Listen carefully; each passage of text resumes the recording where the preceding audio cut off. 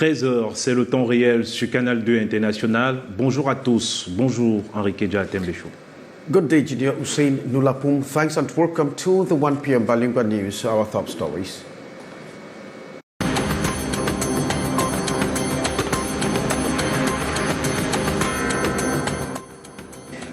Cameroon pays homage to slain delegates murdered by separatist fighters 2 years ago. The remains were exhumed from a mass grave in Dian Division and given official recognition. The 1 p.m. news revisits this sad moment at the Limbe Centenary Stadium.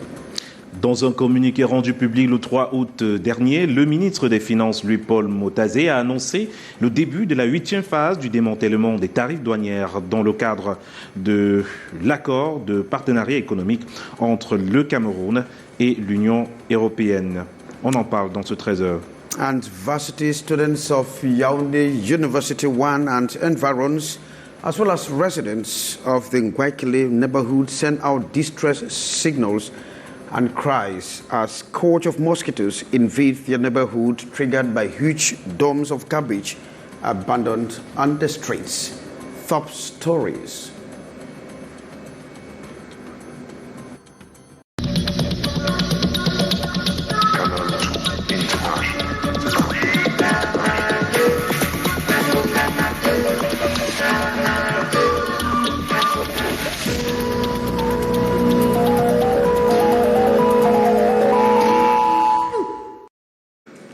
You're welcome to join us. We are Keja Henry, Atimband Junior Hussein Nulapum, and of course hook up with us on our social media handles on YouTube and on Facebook. It was a solemn ceremony yesterday at the Limbe Centenary Stadium, southwest region of Cameroon, when the nation paid homage to 6 divisional delegates who were slain by separatist fighters some 2 years ago. They were given state recognition, as we hear from you, D. Morin.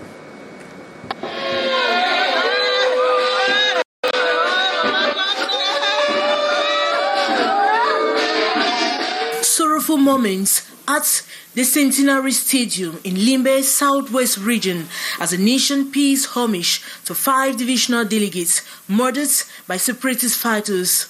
The remains were later exhumed by government, and August 9 marks an official burial.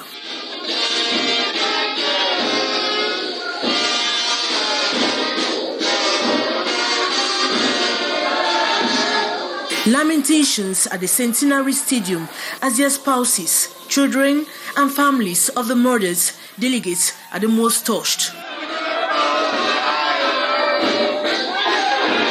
Speaker after speaker ask questions why the gruesome dirt killing of the delegates. Killing the animal kingdom.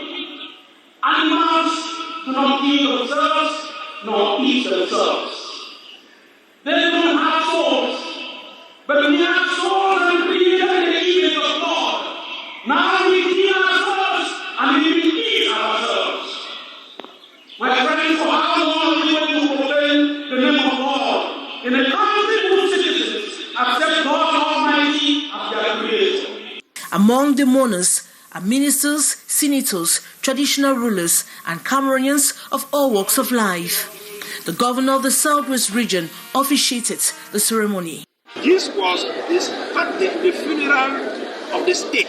The state has to carry it to demonstrate that those collaborators, those compatriots have been effectively killed and buried the way you know, and thank to our determination. The governor clearly indicates families could later bury in strict respect of customs and tradition. People were murdered the way you know, and the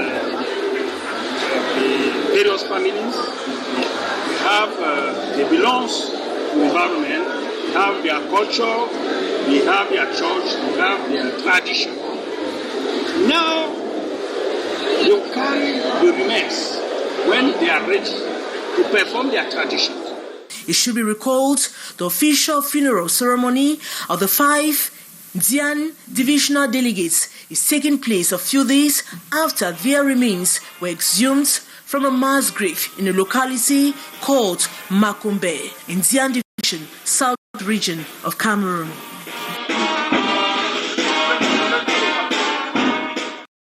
Oh, may their soul rest in peace.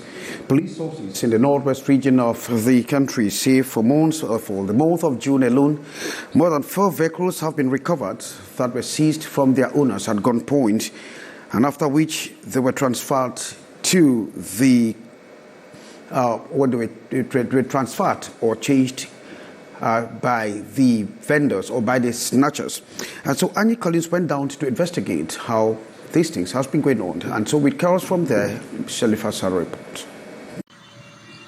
With the climate of fear in Bamenda due to the security crisis, even students are taking advantage of the situation to carry out acts of theft and kidnapping. Such is the case with a student of the University of Bamenda and another of secondary level who, according to the police, used toy guns to kidnap a man in Bambili, making away with his car and collecting 650,000 francs ransom. After a payment of a huge amount, more than 600,000.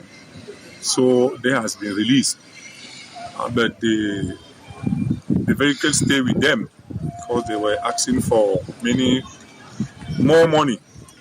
Then after they tried to sell the vehicle, and this is where the vehicle they has been arrested. These other Toyota RAV4 and these 2 Hilux, all-weather vehicles, were also stolen from their owners in Tarikon and Cow Street in Bamenda and Penka Michel in the West region, respectively. Acting on complaints filed in by victims, police investigations, with the help of video surveillance images, tracked them down as far as Balepo in the Bambutus and Douala in the littoral region, with some colors already changed. At the time of theft, I had the categories and the documents of the car with me. And then, so when the car was recovered, we had to compare the categories with the chassis number of the car and some other particular marks that only the owner of the car can identify. The motor dey so na my food, na my life, na everything. Especially for sponsor my pikin and for school. I do use and carry na firewood day, can supply for Bamenda for buy and sell. The suspects have already been presented to the legal department. Speaking to the press on Tuesday, shortly before handing over the vehicles to their legitimate owners, Commissioner Emmanuel Noembok encouraged the population to not only summon fear, but also keep police informed of cases of theft and kidnapping becoming rampant. Thanks very much, Sheriff Saleh. With chorus from Annie Collins, Junior Hussein. Our next segment in French. Ils continuent de crier à la marginalisation, à l'accaparement de leurs terres et à l'accès difficile aux commodités de base telles que l'eau potable. Ces populations autochtones se présentent, du moins ces habitants autochtones se présentent comme un peuple mis à l'écart de la société. Ils ont énoncé et ils ont encore saisi l'occasion de la célébration de la journée mondiale des autochtones pour présenter leurs problèmes et appeler à la rescousse les pouvoirs publics. Michael Tipkio et Moussa Tako.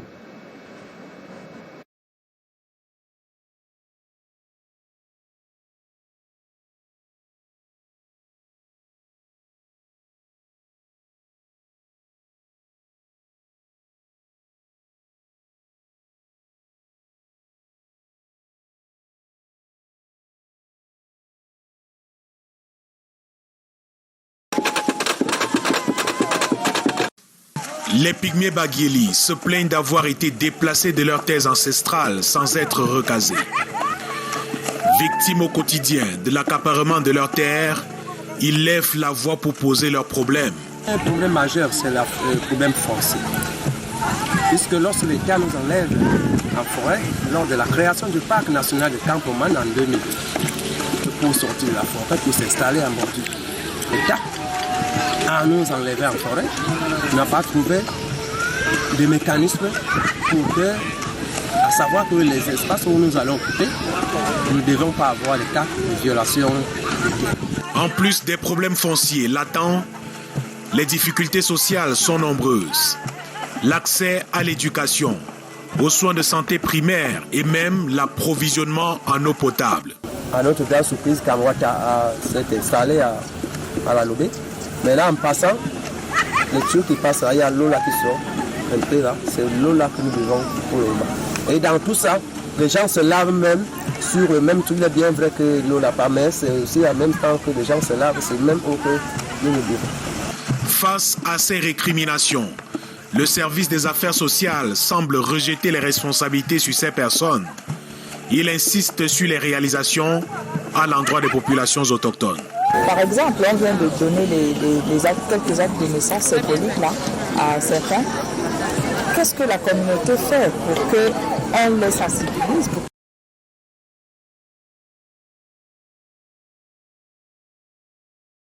qu'ils gardent? Parce qu'ils ont ce problème-là, la conservation de ces actes.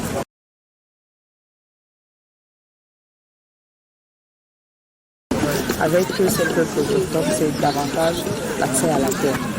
Comment faire? Il faudrait déjà que nous les accompagnions pour qu'ils ne vendent plus leur terrain, parce qu'il faut se le dire. Des organisations de la société civile continuent de mener le plaidoyer pour la prise en compte de cette communauté.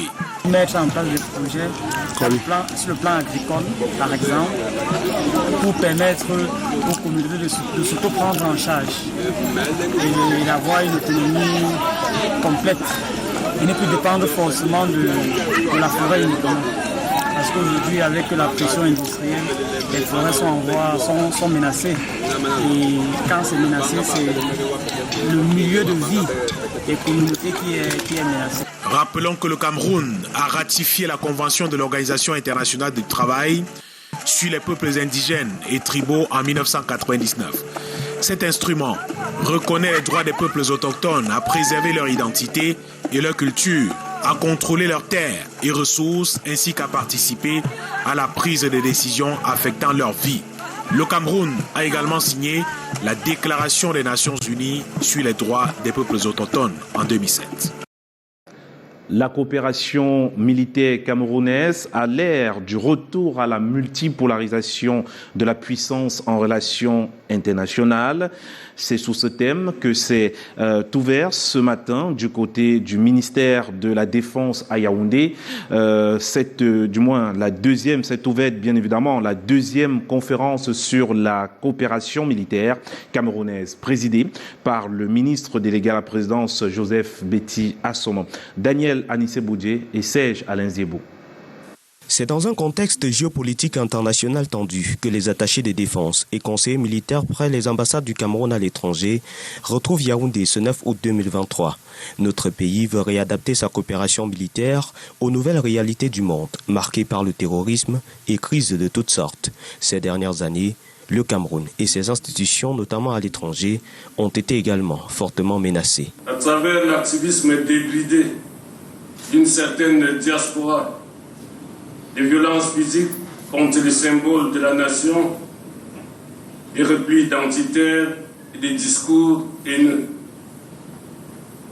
Le Cameroun se trouve ainsi confronté à plusieurs menaces, mais doit trouver son chemin. C'est l'objectif recherché de cette deuxième conférence sur la coopération militaire camerounaise. Durant 3 jours ici au ministère de la Défense, il sera question de définir une nouvelle feuille de route dans la coopération militaire qui puisse contribuer à renforcer davantage la paix et la stabilité du Cameroun. Ces travaux seront également l'occasion pour les personnels récemment nommés dans les missions et bureaux militaires à l'étranger de s'imprégner des problématiques de paix, de sécurité et de renseignement avant leur déploiement sur le terrain. Dans un communiqué rendu public le 3 août 2023, le ministre des Finances, Paul Motazé, a annoncé le début de la 8e phase du démantèlement des tarifs douaniers dans le cadre de l'accord de partenariat économique entre le Cameroun et l'Union européenne. Une mesure avec des incidences économiques pour le Cameroun que nous présente ici Titi Freeman et Stéphane Binac.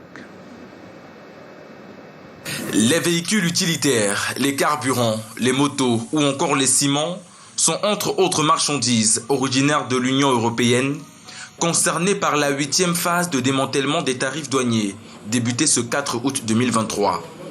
Dans le cadre de l'accord de partenariat économique entre le Cameroun et l'Union politico-économique des États européens, ces produits du groupe 3 bénéficient d'une exonération de 40% des tarifs douaniers.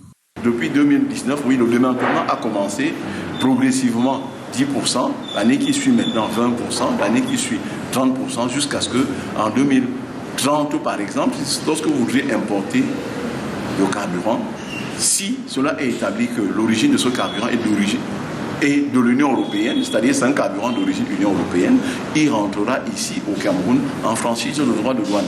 Une mesure dont l'application est porteuse d'incidence sur le plan économique pour le Cameroun, d'après les économistes. Il faut véritablement rester assez soucieux de ce que ça pourrait être pour cette industrie naissante qui risque de mourir dans l'œuf si on ne fait pas attention. Donc le volume des voitures qu'il y a dans le parc automobile est aujourd'hui tout simplement au-delà des capacités d'accueil de notre macadam local. Ce démantèlement tarifaire doit être donc l'occasion pour le gouvernement, s'il ne veut pas avoir une moins-value fiscale très élevée, de créer donc des capitaines d'industrie qui lui permettront donc de créer, je veux dire, le contre-coup. C'est-à-dire quoi? Ces capitaines d'industrie vont payer des impôts. Des impôts qui relèvent de la famille de la consommation. Impôts sur la consommation, impôts sur l'activité et enfin, impôts sur le revenu. La diversification des partenariats commerciaux du Cameroun ces dernières années participe, selon les experts, à doper ses relations commerciales. Henri Kedjan pour la suite de ce journal. Holidays are usually a time when people have to have a rest, change environment and of course make discoveries. However, they are trapped on where to go on vacation and why they should change their environment and make new discoveries. Chair C. Kuan says different people have different tastes and choices on where to go for holidays. The ambience in the city of Yaoundé says it all. The usual breather of schoolwork after months is still on. And why is it that towns like Yaoundé remain saturated, whereas it is usually time for traveling? Many parents are quick to point out that allowing their children to embark on holiday trips to the village could be financially draining. Added to this is the concern over the safety of their children on holiday away from home. His father has a bad concept of the village because some years back we lost a child due to holidays in the village. Other parents note that one of the best ways of giving kids quality holiday treats is to spend more time with them. I love seeing my children close to me. I feel they are safer and good when they are closer to me. However, the rising differences notwithstanding, some parents still hold this sentimental attachment to vacations in villages, as they permit the children learn more. I send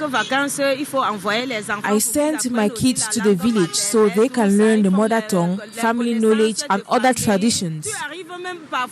Experiencing the lifestyle out of the usual hustle and bustle of the town, another reason.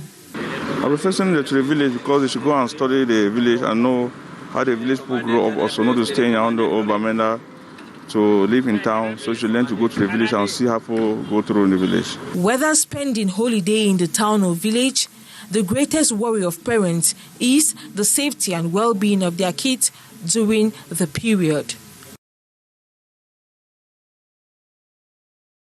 Chelsea reporting there. Varsity students of Yaoundé University 1 and residents of the Ngwakile neighborhood are sending distress cries as scourge of mosquitoes invade their neighborhood, triggered by the huge dump of garbage that have been abandoned on the street. And so, once more, Beatrice Ngamo takes a look at this very unfortunate situation. Mosquitoes, unpleasant smell and diseases, the daily plights of inhabitants of a cul-de-post area, Ngwakile neighborhood in Yaoundé. The water has become transport route for waste also, rendering the area disgusting. This water has been disturbing us for a very long time. During dry season, we mostly have mosquito bites. We cannot even sleep in our rooms. The ban restricting such acts, clearly written on this wall notwithstanding, the dirty move is still on by the population, and it goes with devastating consequences. We are exposed to floods during the rainy season, and it often enters our rooms. During the dry season, this is when many people dispose their waste. Most of the hostels here, the cities here, connect their toilets to this water. So during dry season, the passage of water is not coming with pressure to carry this away. In a bid to survive the odds, the inhabitants have taken some initiatives. If you look at these walls here, we have tried to elevate them, we have built them, and for this city in particular, the two ends where we see water pass, we elevate. Just 3 days ago, had this place cleaned to try to evacuate the water because we know rains are coming soon, and if it comes with a blockage, we're in problem. Yeah. Okay. The situation is alarming, with risk of water-related health issues and malaria. Timely intervention, the help this largely student population needs so badly now. From the corner in about 2.5 weeks, and so too stakeholders of education are trying to put things on course. This is the case with the publication of a geolocalization map for schools of basic education in the country. Hyacinth was part of that presentation. This is a web-seek platform of the geolocalized map of government public schools across the country, an initiative to ease access to credible data and statistics on the functioning of the basic education sector. This geolocalized platform is an instrument of communication which allow the ministry, the regions, the divisions, and the subdivision to get the real situation of our school, our education system, in terms of infrastructure, in terms of teachers, in terms of what is going on in the environment of school. Presenting the map this August 9 in Yaoundé, the stakeholders equally underline that the platform is coming to curb the challenges faced by the policymakers in creation and management of schools.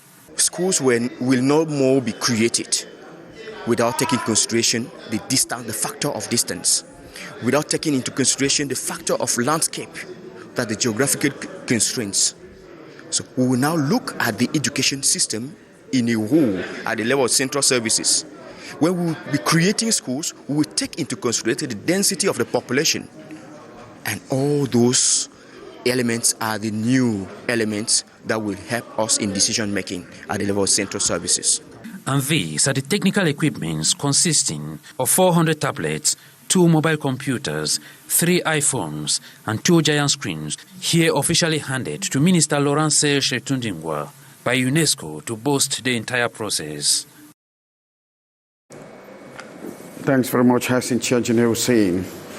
Fournir des données fiables sur la situation des établissements scolaires du sous-secteur primaire, c'est l'objectif assigné à la plateforme WebSeek officiellement présentée à Yaoundé, sur laquelle sont géoréférencées les informations de plus de 24 000 établissements préscolaires et écoles primaires sur l'étendue du territoire national. Joël Diom 3 et Raoul Ngoufo. L'existence d'une carte scolaire accessible à tous en un clic est une innovation et un vent de modernité qui souffle dans le sous-secteur éducatif primaire au Cameroun. C'est un outil de planification. Non seulement les différentes ressources dont dispose le ministère de l'Éducation de base, ça peut être en termes de salles de classe, en termes de nombre d'enseignants. On peut tenir compte même de nombre d'enfants handicapés. Désormais, avec la plateforme géoréférencée des établissements scolaires, la création de nouvelles écoles prendra en compte des paramètres restés jusque-là dans les papiers. Il sera très facile pour nous de voir la distance qui pourra séparer une école X d'une école Y. Et non seulement la distance, mais aussi la densité de la population. Il y a combien de personnes, il y a combien d'enfants d'âge scolaire qui vivent dans cette zone pour qu'on puisse créer une école. Pour assurer une adéquation entre l'offre et la demande et venir à bout du phénomène du faible taux de scolarisation dans certaines zones du pays, qui montre qu'il y a un besoin vraiment de construire des infrastructures scolaires donc dans cette zone. Au-delà des problèmes de connexion pouvant empêcher l'accès à la plateforme numérique, la collecte des données sur le terrain par des hommes peut être une faiblesse de la carte scolaire. J'en appelle donc à la prise de conscience de tous ceux qui vont sur le terrain pour que, en y arrivant, ils doivent tout faire pour prendre la bonne information, pour permettre à nos statistiques et à nos résultats d'être fiables. La carte scolaire de l'éducation de base devrait être disponible dès la rentrée scolaire 2023-2024. De nouveaux partenaires d'affaires dans le panier d'investisseurs étrangers du Cameroun. Le pays, via l'agence de promotion des investissements, vient de dénicher de nouveaux partenaires d'affaires lors du forum d'investissement Cameroun-Émirats Arabes Unis tenu à Yaoundé. Karel Mezatachouya et Bétan Tassé. C'est en effet une belle pioche pour le Cameroun. Le pays élargit ainsi son quota d'investisseurs étrangers, lesquels s'engagent à travers les Memorandum of Understanding, signés avec Marthe Angeline Minja, directeur général de l'agence de promotion des investissements, à assister le secteur privé dans le montage des dossiers notamment, afin de les rendre bancables, eu égard des manquements observés, des dossiers qui devront être montés selon les règles des banques émiraties. Seule garantie pour obtenir des placements financiers dans divers domaines et partant, booster la croissance économique du 237. C'est donc sur un ton satisfaisant que s'est achevé le forum d'investissement Cameroun-Émirats Arabes Unis à Yaoundé. Rencontre au cours de laquelle une quarantaine d'investisseurs émiratis ont tissé de nouvelles relations professionnelles avec de nombreux acteurs locaux. Le potentiel camerounais dans sa diversité mis en vitrine lors de ce rendez-vous organisé par l'agence de promotion des investissements avec l'accompagnement du gouvernement. C'est d'ailleurs le représentant du Premier ministre chef du gouvernement qui a présidé les travaux. Et cette note en sport, très rapidement, en tout cas il s'agit d'une information toute simple. En volleyball, bien évidemment, le Cameroun organisera le championnat d'Afrique senior féminin 2023. Nous y reviendrons. Henri Kedjan. Well, that was the content for this edition of the 1 p.m. Bilingual News. We have been Kejan Henry, Tim and Junior Hussein. We thank you graciously for being there with us. Good day.